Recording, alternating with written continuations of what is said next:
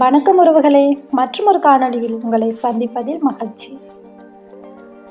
நாமல் ராஜபக்ச, நிசாம் காரியப்பர் மற்றும் ஐக்கிய மக்கள் சக்தியும் ஒன்று சேர்ந்து பெருந்தோட்ட தொழிலாளர்களுக்கு அரசு வழங்க முன்வந்த மூலதனம் 200 ரூபாவை எதிர்த்து பாராளுமன்றத்தில் அலறி தீர்த்திருக்கிறார்கள். உள்ளூராட்சி மன்ற தேர்தல்களில் நாமல் தரப்பும் ஐக்கிய மக்கள் சக்தியும் மற்றும் இதர கட்சிகளும் இணைந்து தேசிய மக்கள் சக்தியின் வரவு செலவு திட்டங்களை தோற்கடித்திருப்பது நாங்கள் அறிந்ததே. அதை பெரிய வீரத்தனமாக கொண்டாடியும் இருந்தார்கள். இப்பொழுது பாராளுமன்றத்தில் இது போன்ற ஒரு ஆட்டம் போட முடியாமல் இருக்க காரணம் அரசின் 3/2 பலம். அப்படி இல்லாமல் இருந்திருந்தால் அரசு 200 ரூபாய் வேதனத்தை மலையக மக்களுக்கு செய்ய இருந்த நலன்புரி திட்டத்தையும் தடுக்க எந்த வழியிலேனும் முயற்சி செய்திருப்பார்கள் என்பதில் துளியேனும் சந்தேகமில்லை. 160 பேர் ஆதரவாகவும் 42 பேர் எதிர்த்தும் 8 பேர் வாக்களிக்காமல் தவிர்த்தும் கூட பட்ஜெட்டின் 2ஆம் கட்டம் வாசிப்பு முடிந்திருக்கிறது. அதேவேளை இத்தனை காலமாக ஐக்கிய மக்கள் சக்தியில் ஒரு கூட்டணி கட்சியாக அங்கம் வகித்த மனோ கணேசன் தலைமையிலான தமிழர் முற்போக்கு கூட்டணி தன் மக்கள் சார்பாக மிக காத்திரமான தீர்மானங்களை எடுத்திருக்கிறது. இதன் மூலம் தம் அரசியல் இருப்பையும் மிக கவனமாக தக்க வைத்திருக்கிறது. மனோ கணேசன், திகாம்பரம், ராதாகிருஷ்ணன் ஆகியோர் பட்ஜெட்டுக்கு ஆதரவாக வாக்களித்திருக்கிறார்கள்.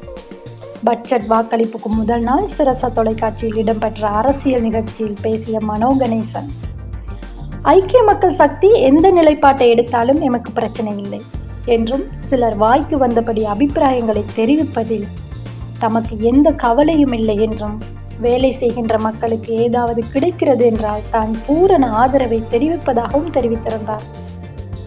நீண்ட காலமாக ஐக்கிய தேசிய கூட்டணியிலும் ஐக்கிய தேசிய மக்கள் சக்தி கூட்டணியிலும் இருந்த மனோ கணேசன் தரப்பு எதிர்த்தரப்பில் இருக்கும்போது அரசின் பட்ஜெட்டை ஆதரித்த முதலாவது சந்தர்ப்பமாகவே இது பார்க்கப்படுகிறது. இதன் மூலம் தனது கூட்டணி தலைவரான சஜித் பிரேமதாசவின் கட்சி உறுப்பினர்கள் இந்த 200 ரூபாய் சம்பள அதிகரிப்புக்கு எதிராக லஞ்ச ஊழல் ஒழிப்பு ஆணைக்குழுவுக்கு போய் ஆடிய ஆட்டத்திற்கு தகுந்தாற்போல் ஒரு செய்தியை சொல்லியிருக்கிறது மனோ தலைமையிலான அணி. அதாவது, எங்களது அரசியல் என்பது மலையக மக்களோடு சம்பந்தப்பட்டது. என்னதான் உங்களுடன் கூட்டணியில் இருந்தாலும் அரசு மக்களுக்கு சாதகமாக ஒரு தீர்மானத்தை கொண்டு வந்தால் நாங்கள் அத்தனையும் உதறிவிட்டு அந்த பக்கமாக கை உயர்த்துவோம் என்பதுதான் அந்த செய்தி. இதில் மனோ கணேசன் இம்முறை தமிழ் முற்போக்கு கூட்டணியுடன் சேர்ந்து இந்த வரவு செலவு திட்டத்திற்கு ஆதரவு அளித்ததற்கான 3 காரணங்களை கூறியிருக்கிறார். முதலாவது காரணம், ஜனவரி மாதம் முதல் தோட்ட தொழிலாளர்கள் ஒருவருக்கு ஒரு நாள் ஒன்றுக்கு 1750 வேதனம் வழங்க அரசு ஏற்பாடு செய்திருக்கிறது என்ற ஜனாதிபதியின் உறுதி மீதான மகிழ்ச்சியை வெளிப்படுத்துவோம். இரண்டாவது, 12 மாவட்டங்களில் வாழ்கின்ற, அதாவது தோட்ட தொழிலாளர்கள் வாழ்கின்ற 3 அரச தோட்ட நிறுவனங்கள், 22 பிராந்திய தோட்ட நிறுவனங்கள், அதேபோல் சிறு தோட்ட உரிமையாளர்கள், தனியார் தோட்டங்கள், இவை அனைத்திலும் தொழில் புரிகின்ற தொழிலாளர்களுக்கு ஒரே மாதிரியான 1750 ரூபாய் கிடைக்க வேண்டும். மூன்றாவது, இந்த சம்பளத் தொகை எப்படி வழங்கப்படுவது என்பதை ஆராய்வது எமது கட்சியினரின் வேலை அல்ல, அது அரசாங்கத்தின் பொறுப்பும் பணியும் என்று மிகவும் தெளிவாக கூறி இந்த வரவு செலவு திட்டத்துக்கு ஆதரவை வழங்கியிருந்தார் மனோ கணேசன். நிச்சயமாக அவரது கருத்து பாராட்டவும் வரவேற்கவும் கூடியது. தன்னுடைய அரசியல் அனுபவத்தை மனோ கணேசன் கச்சிதமாய் கையாண்டிருக்கிறார். இதே போலதான் இலங்கை தொழிலாளர் காங்கிரசின் ஜீவன் தொண்டமானின் தீர்மானம். பட்ஜெட்டை கரை சேர்த்த பட்டியலில் சேர்த்து கொள்கிறார். உண்மையில் இந்த பட்ஜெட்டுக்கு ஆதரவா எதிர்ப்பா என்பதை விட தோட்ட தொழிலாளர்களுக்கு வழங்கப்படும் 200 ரூபாய் சம்பள உயர்வுக்கு ஆதரவா எதிர்ப்பா என்ற கேள்வியும் இருந்தது. அந்த அளவுக்கு தோட்ட தொழிலாளர்களின் வேதன அதிகரிப்பு விவகாரம் இருந்தது என்றும் சொல்லலாம். அந்த அளவிற்கு தோட்ட தொழிலாளர்களின் வேதன உயர்வு விவகாரம் பாராளுமன்றத்திலும் பாராளுமன்றத்துக்கு வெளியிலும் மிக பெரிய அதிர்வலையை ஏற்படுத்தியிருந்தது.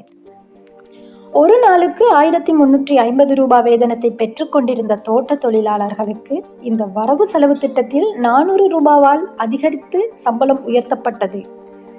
தோட்ட தொழிலாளர்களின் முதலாளிகளுடன் அரசு நடத்திய பேச்சுவார்த்தையினால் உரிமையாளர்கள் 200 ரூபாய் சம்பளத்தை அதிகரிக்க தீர்மானித்தார்கள். அரசு தன்னுடைய பங்கிற்கு 200 ரூபாவால் சம்பளத்தை அதிகரிக்க தீர்மானம் எடுத்து இந்த பட்ஜெட் வழியினூடாக ஜனாதிபதி கூறியதும் மலையக மக்களின் மனதில் மகிழ்ச்சி கோலம் பூண்டது. பட்டாசு மத்தாப்பு கொளுத்தி கொண்டாடினார்கள். ஆனால் எதிர்க்கட்சியினருக்கு இதனை ஜீரணிக்க முடியவில்லை. அத்தனையும் வங்கி அரசியல் என்ற பூத கண்ணாடி கொண்டு பார்க்கும் அவர்கள் மிரண்டு போனார்கள். ஐக்கிய மக்கள் சக்தி பிரசாத் ஸ்ரீவர்த்தன தன்னுடைய உரையின் போது அரசு 5000 பில்லியன் பொது நிதியை தோட்ட தொழிலாளர்களுக்கு விரயம் செய்கிறது என்று கூறினார். இதையேதான் நாமல் ராஜபக்சவும் கூறினார்.